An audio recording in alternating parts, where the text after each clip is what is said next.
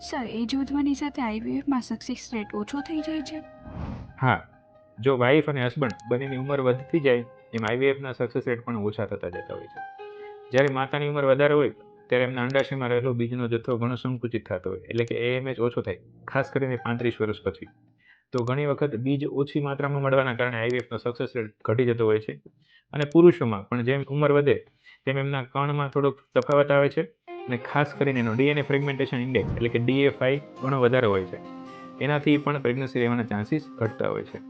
ત્રીજું, જેમ માતાની ઉંમર વધે છે એમ એમના ગર્ભાશયની દિવાલ પણ સારી નથી બનતી. ઘણી વખત ગર્ભાશયમાં ફાઇબ્રોઇડ હોય, એડિનોમાયોસિસ હોય, અથવા તો પોલિપ ને એવી બીજી બધી વસ્તુ બની જતી હોય છે, જેના કારણે પણ આઈવીએફના સક્સેસ રેટ ઓછા થતા જાય છે. આમ એકંદરે કપલની જો ઉંમર 35 વર્ષ કરતાં વધારે હોય તો આઈવીએફના સક્સેસ રેટ જેનાથી નાની ઉંમરના કપલ હોય એના કરતાં તો ઓછા જ રહે છે. અંદાજિત ગણીએ તો 70 થી 80% જેવા રહે છે.